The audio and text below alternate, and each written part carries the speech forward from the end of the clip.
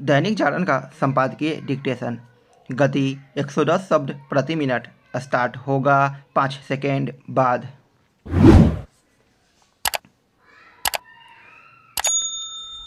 Start. प्रधानमंत्री नरेंद्र मोदी के विरुद्ध राहुल गांधी की अभद्र टिप्पणियों को लेकर चुनाव आयोग ने उन्हें जो नोटिस दिया उससे उनकी सेहत पर शायद ही कोई असर पड़े।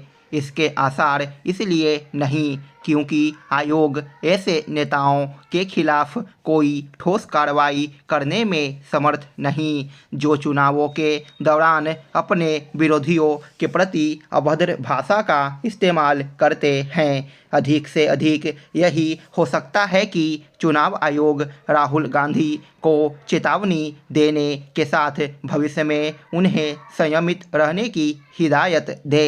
इसके पहले चुनाव आयोग नेताओं के आपत्तिजनक बयानों पर उन्हें कुछ दिनों के लिए चुनाव प्रचार करने से रोक चुका है। चूँकि चुनाव आयोग इससे अधिक कुछ करने में समर्थ नहीं है इसलिए नेतागण उसकी परवाह भी नहीं करते।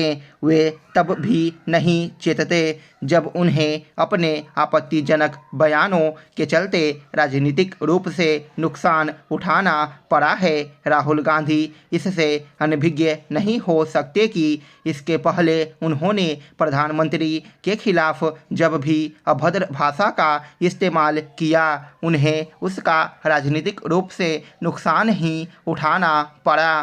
पिछले आम चुनावों के पहले उन्होंने प्रधानमंत्री को निशाने पर लेते हुए चौकीदार चोर है का नारा दिया था। इससे उन्हें कुछ हासिल नहीं हुआ।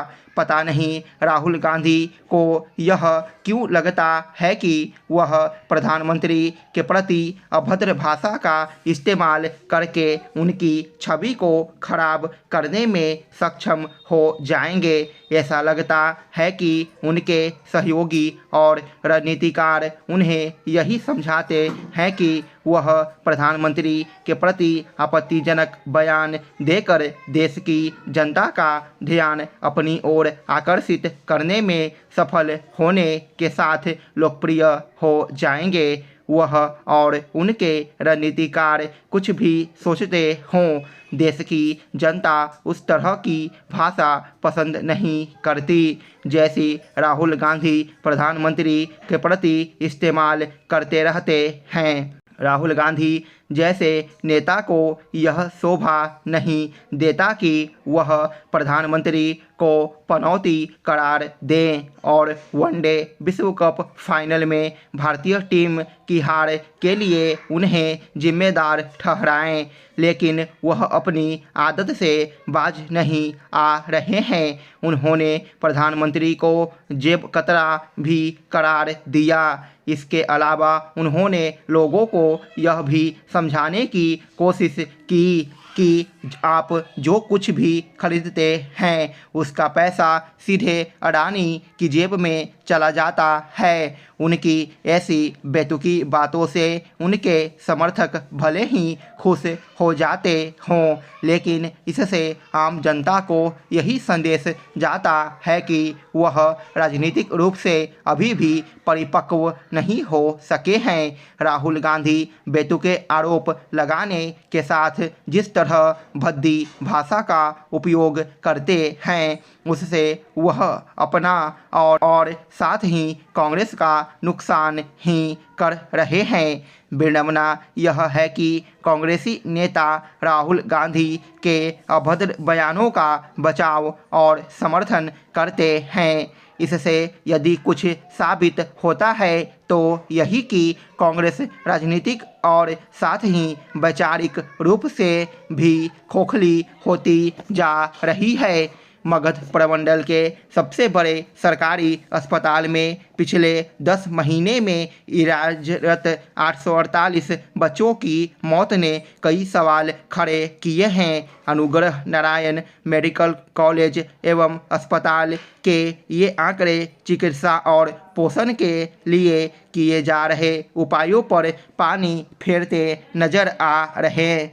इसकी तह में जाएं तो मौत की वजह कहीं मिलेंगे। इनमें पोषण का अभाव और जागरूकता की कमी बड़ी वजह के रूप में सामने आती है। सूचना के अधिकार के तहत मांगी गई जानकारी में जिन बच्चों की मौत बताई गई उनके परिवार की पड़ताल की गई। ज़्यादातर पीड़ित परिवारों की माली हालत खराब है। गर्भवती माता और बच्चे के पोषण के लिए किए जा रहे उपाय यहाँ दम तोड़ते नजर आते हैं। गंभीर मसला यह कि लगातार हो रही इन मौतों की न तो कोई समीक्षा की गई और न ही इस पर नियंत्रण के लिए कोई विशेष उपाय किए गए। चिकित्सकों का कहना है कि बच्चों के शारीरिक और मानसिक विकास के लिए पौष्टिक आहार आवश्यक है। काल के गाल में समा गए ये बच्चे इससे वंचित रहें। स्टॉप।